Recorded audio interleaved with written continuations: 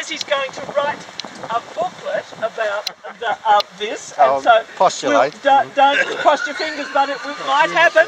But Revel, who knows heaps about the history of all of the mining stuff in the North East. Hello, I'm not going to crow and.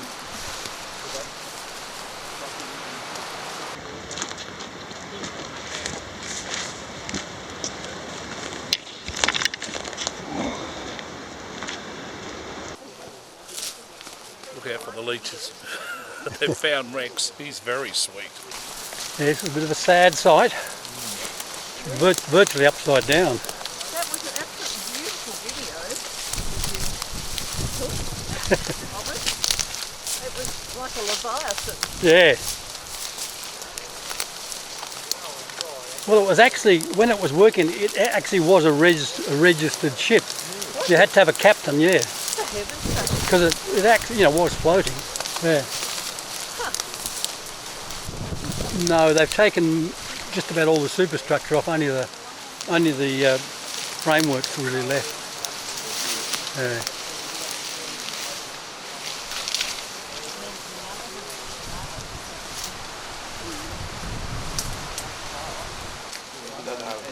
Most of the farms in the area got buckets of. Oh no, the buckets are all full there. They just spare one. No, a bloke was actually wired for that.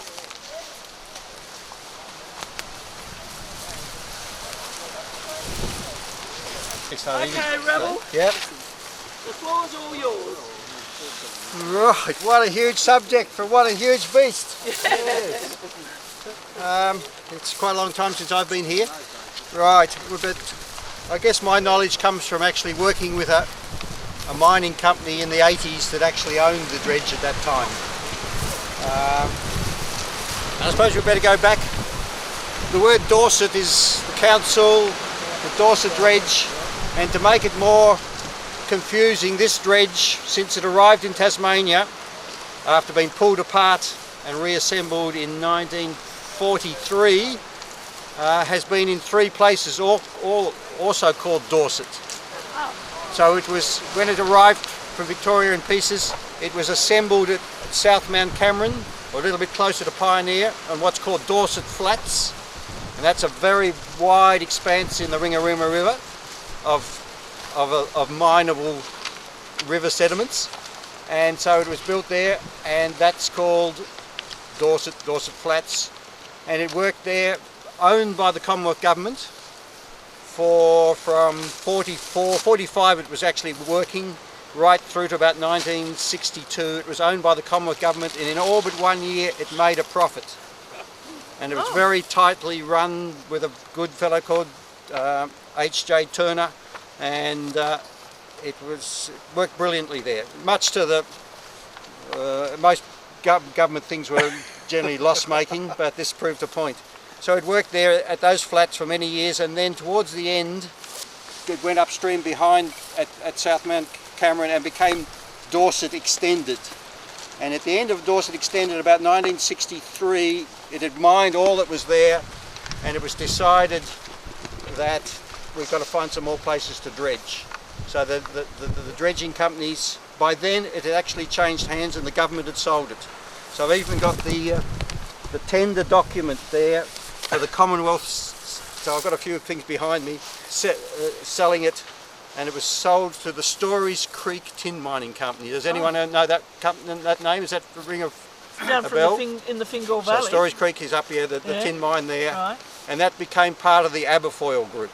And that group, a few years later, around the 80s, was quite a big national group. So it was sold to the Stories Creek Tin Mining Company, and even I've got somewhere over how many £1,000 it went for, but £44,500 it was sold for, around about 1962.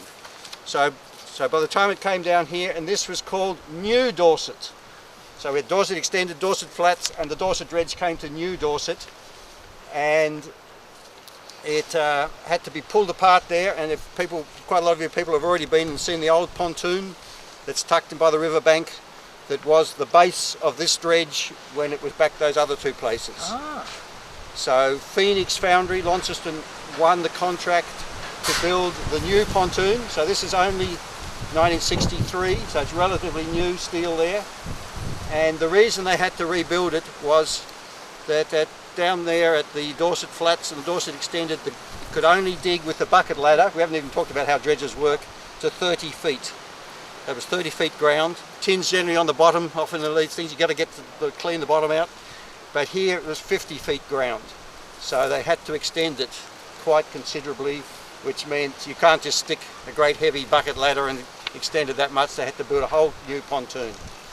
So there was a 200, it cost about £250,000 to build and reconstruct here, of which the government lent, I don't know if they ever paid back, £220,000, and it took quite a couple of years to get it there and reassemble it. A bit further down that where we left the cars, the road goes on, and that's where they'd moved their offices, the workshops, the tin shed for cleaning the tin and stuff. So they had a complex down there by 1963, 64, and that was where it was built. And it took a year or two to build, but so, and it worked. So I actually did a... When they build it, did they build it on the ground and then just sluice the water? Yes, yeah, you'd build it on the ground and then you'd use sluicing and it would sink into a hole. And away and it could start digging its way a bit too, of course. Yeah, I thought that's how they would do it. So I did a report on its for years for the mining company a fair few years ago with experience here, and it was a mixed experience. So they proved up great reserves of 20 million cubic metres at such a grade of tin and a little bit of gold, but it never quite achieved to it. And so it had a, if you're a Gladstoneite at all, you're often talking about the mine manager Sackham Jack. So it had a fairly vexed sort of, we're talking in the 60s, right up to 1970, 71 when it finished. And for 1 minute it was going to be closed down, and there was gloom and doom within the township of Gladstone, etc. People were going to be paid off. And then they got onto a good little bit of it, and they suddenly got $50,000 dollars worth of tin then, and there was a stay of execution. But probably by the late 1970s, and I've got all sorts of things I could read about it. You know, July '69, resignation of A.E. Thomas, Sackham Jack, replaced by Vic Whitmore. We were lucky to interview Mr. Vic Whitmore, who was the manager of the Dorset Dredge when it was shut down in 1971. So it must have been pretty hard living around here with the mining. It was all weather. Alluvial mining was all weather. You had to, no matter whether it was hard rain or snow, a miner had to be out in the weather. And it was all pretty tough going. And we had a big flood, and that lifted the dredge up, say, probably 10 feet. Well, when the flood water went down again, this side the dredge was sitting on the bank. So as the flood waters went down, the dredge tilted, and that's how it come to stop, sitting on the bottom on that side and on the bank on this side. So how deep would that water be at the moment? The water in there would be about 10 to 12 feet now. When we dredged in there, we dredged the hole in at 12 feet, so it wouldn't be any more than 12 feet. Yeah. Is this lake here actually, was it here in the first place? No, the dredge had to dredge into it. As the dredge worked, it made its own hole. Actually, it took the dirt from in front of it and put it behind, and it had a hole floating, so as the dredge could float all the time. The dredge had to be floating all the time to work.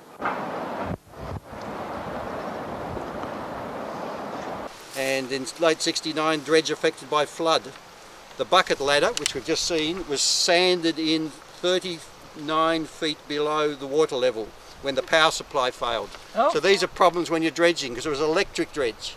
So you had to keep the lines going to supply, move your transformers, and they floated a cable out on 44-gallon drums behind it. So you always, it's like vacuuming with an extension cord, you always had to watch that side as well. And if the power went off and the ladder happened to be right down, digging deep stuff at that 50 feet, and then all the sand came from field in round it, it trapped it solid. And I think I just Marina power station have anything to do with the power for this? Well, it was state grid. Marina really wasn't. No, Marina was supplying endurance, and probably about then. So the diversion dam was built around it when it sanded in, The bucket ladder was freed with the aid of a drag line. The cost of this mishap, £20,000 dollars in those days, 7 operating weeks lost.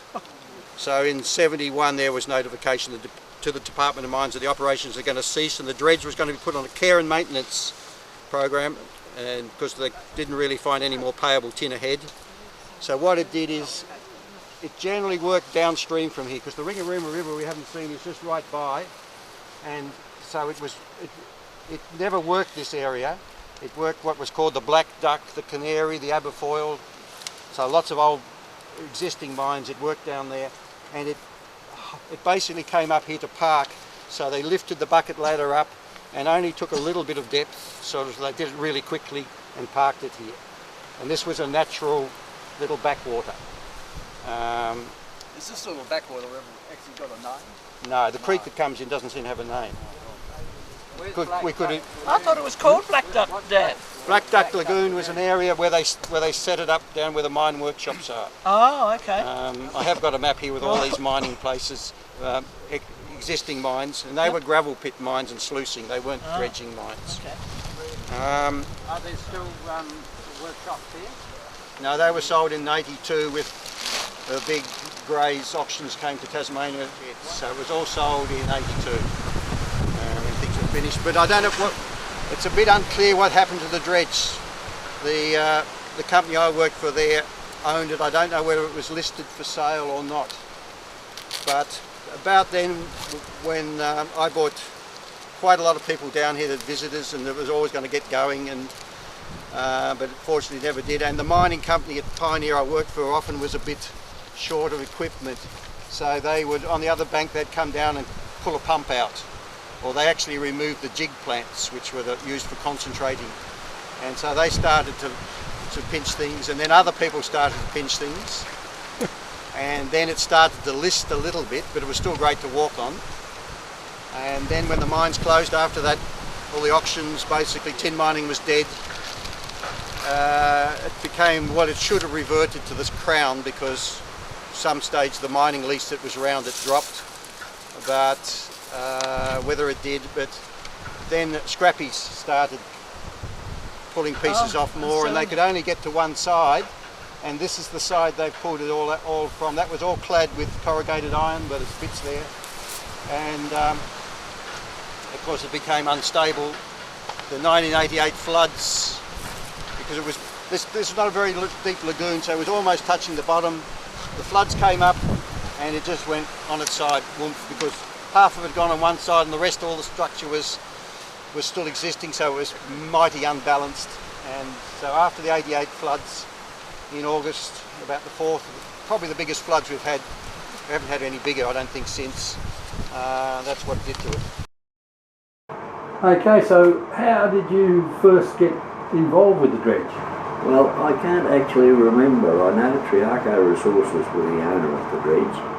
At that time we came to an agreement that we got rid of the scrap and we got 50% of what we got for the scrap. Where did you actually sell the scrap, in Launceston somewhere? No, Sims Metals in Georgetown. Georgetown? Yeah, there was a little bit that we sold privately. So what kind of things did you actually get off the dredge at that stage? Very little. Very little. Most of it because we started at Pioneer and we took all the scrap that belonged to them from there, a little bit around the back of the Blue Lake, and then the dredge, bits and pieces, because there was electric cables there as thick as my arm that used to drag through the bush coming from their own generating plant. And but other than that, there was 2 buckets. They weren't actually on the dredge, they were spare ones. One ended up as a barbecue at our house at Port Hills, and the other one ended up at the Derby Tin Mine Centre, which we donated to them. We actually got a free lunch for that. Had some stuff that we thought was stolen, a couple of 10 jigs, if anybody knows what they are, and tracked them all down through the local people at Pioneer who told me who'd got them. Yeah. So yes, it was very interesting in that respect, and found them over on the west coast. And then spoke to the people, and they said, no, we bought them off Triarco, that they were in the deal when we took it on. And we spoke to Triarco and said, oh yes, Sorry, we forgot to tell you that, and they came up with their half of what they sold them for, so that was right. the deal. So that's fair enough. they were good to deal with in that respect. This one here is very similar to what the dredge was we went to it. So was it leaning over like that when you first got It was leaning over like that, and we spent a lot of time pumping. When it got low enough, in the top photo here you see the water probably still running into it, but when the dam went down a bit further, we pumped all the water out of it so that when and put it into the topside tanks, and the water came up again, it stood up, not to dead level, but it was reasonably level. So that must have been before the big flood of 1988. Yes, yes. Because that was the one that did a lot of That's one damage, that tipped her over. And I noticed in later pictures, and when we went out there, most of these buildings are gone. Right. They're probably in the bottom of the swamp, in the dam. I reckon. Right. We did probably take some of the back stuff off here because we were going to start wrecking it. We got an invitation to go to a meeting at Derby at a Hazy's pub, and there was quite a lot of interest there. And the school was onto us, don't wreck it, you know, it's too much interest, you know, historical.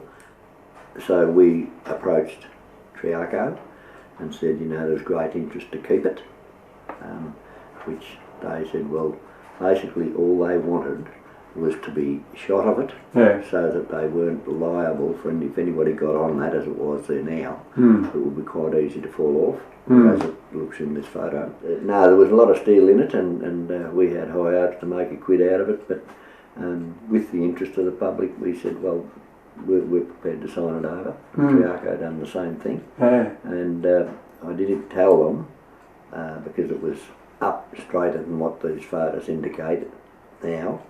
And I said, you know, you'll have to keep the water pumped to balance it, because they'd taken, somebody, I don't know, it was prior to us anyway, had taken the jigs off one side. You can see the big hole in the photo in there. Well, that's where the jigs were. Oh, right. It probably weighs, I don't know, a couple of tonne, I might be wrong. So that would have unbalanced it or something? And that unbalanced it. And then with the water coming in, got it over and to a degree where you can see there where the water was running into it. And so we said to them, you've got to keep the balance right, so you've got to have a pump there and pump the water over every 3 or 4 months or something. And some years later we went over there, I don't know, 3, 4, 5 years, I can't remember what, but we went over to see what had happened, and we couldn't find it. We were walking through the bush and it had disappeared, because all you saw was, well, you could see buildings and things. It was a great big wall of steel, rusty steel. It had just turned over completely. It had gone up, and it was standing right up on its side. I am very disappointed to think that it has got to where it is. We'd gone to the work to get it level, and we told them what to do, that they had to pump the water in to keep it level. It may have been the school we told, I'm not sure, but whoever it was, they had the information as to how to keep it. So it could have been kept safe, and then people could have gone on it and actually had a look. And so. Scottsdale High School at one stage was offered it for nothing. Wow. Was that from Burt Parkway, was it? Well, I don't know who it was from, but they said that we could you know, use it as a tourist attraction, but when you investigated the insurance policy you'd need it. Is anyone now officially owned it? Well, I think Parks own it. Parks. And it should be just a mining treasure, like you can't, not really meant to be pulling stamp batteries down. Or so how it worked, of course, electric, the bucket ladder went up and down, the dredge master sat right up the top there surveying, and of course controlling lots of electric motors, and a lot of them were controlling winches, and so it pulled itself, and we've already seen the cables.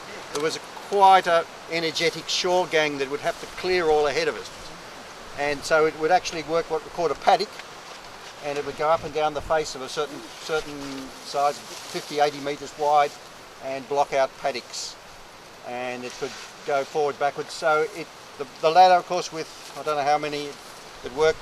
I think it revolved at 31 buckets a minute, I think, went through it, and that they were up the ladder and then onto a revolving trommel. So the trommel, round screen, into there, and there were jets of water washing it, and that was inclined, so the oversized then went out the back. No. And then the undersized, the small stuff went through the trommel, and on board there are jig, what they call jig plants used for processing and concentrating the tin. There are primary jigs up high, and then deep in the bowels, you can probably see where those little holes are down in there with the secondary jigs. And there we get it up to a concentrate of about 40%. So then it had to be brought out of that and put in a rowboat and taken ashore. Imagine tipping over. And of course, Jeff would know and have photos of it. Have the photos of the crap house out the back. Out the back, yeah. Yeah, leaning over the back. Yeah. It was, yeah, I don't know if it's still sticking there or not. The giant building was like nothing we'd seen before. It was a mixture of many things: a boat, a factory, a machine, an excavator. It was a bucket dredge. Those huge dredges were designed to extract tin from the soil on a huge scale. We climbed aboard into a whole new, eerie world.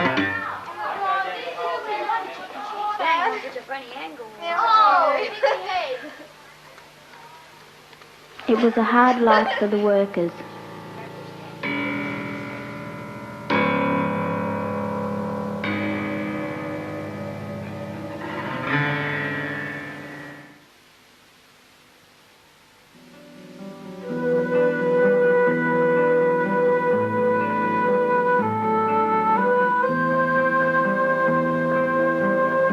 Dredges, scoop-like buckets, gouged out soil from the lagoon's bank.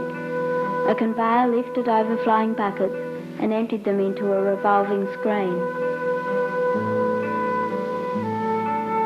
Water was pumped in. The tailings, or rubbish, fell down the drop chute into the lagoon.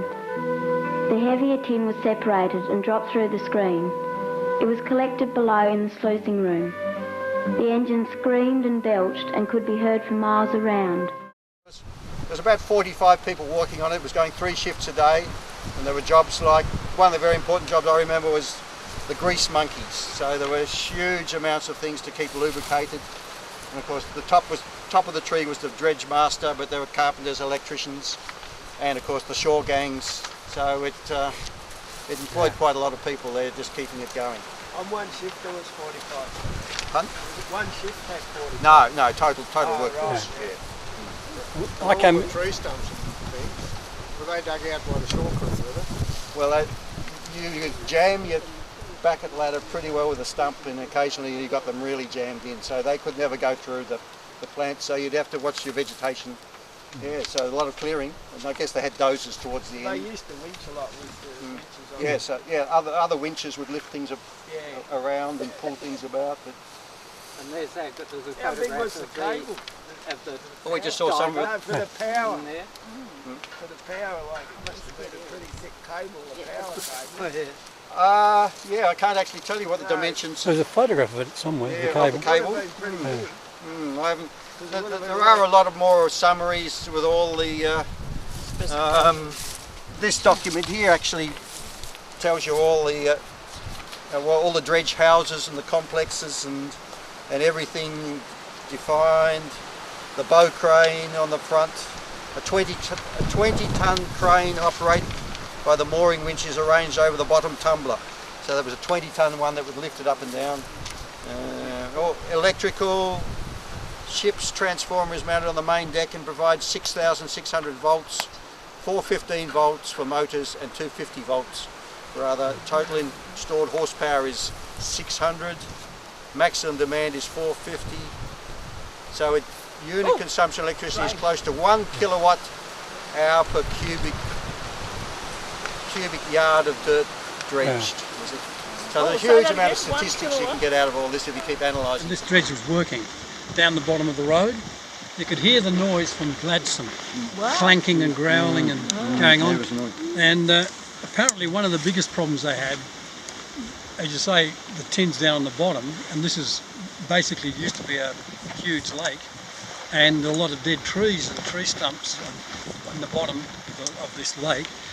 When the buckets hooked onto one of those tree stumps or one of those trees that had fallen down, it had pulled the dredge over, which had changed all the angles on their tables, so all the tin would go to get washed out because the angle of the tables was pretty critical in terms of capturing tin. That wasn't a problem here because it had jig plants. All That's right. what jigs Was it over on the old ones and built out of timber around the turn of the century. They had sluice boxes, and they did exactly that. Yeah, you'd tilt the sluice box over and it would scour and take the tin out. So those old ones, that's probably one of the main reasons that they failed. But this one with modern, much more modern. But he did say they had problems. The bloke we were talking to here said they had problems with it because it used to tilt. Whether it was just getting tilting. Yeah, well, you might sort of lose something, but it should be a lot less. They had a lot of problems here losing fine tin. Yeah. That's another thing. A lot of it was indicated, but they weren't getting it. It was going out the back, fine tin. So it's still down there. Yeah. Was this ever viable here? Well, it only just break even here, but as I said, it made lots of profits, except for 1 year back at early days. But must have been a good power, Bill. Yes. It helped upgrade the whole system out to here to Gladstone, and always had fairly pulled a lot of power. And that's why the power lines go straight down the street, Chaffee Street, to the far end to come across the river. And it's all 3-phase.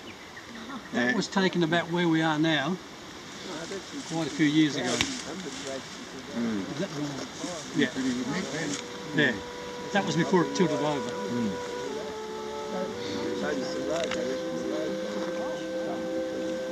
And it was a ship, actually, wasn't it? It was registered as a ship. From where we are now. Well, basically, the way it's facing now, yeah. The buckets actually, if you go around the other side, you can see the buckets on the other side of that pontoon, the ones that were under the surface.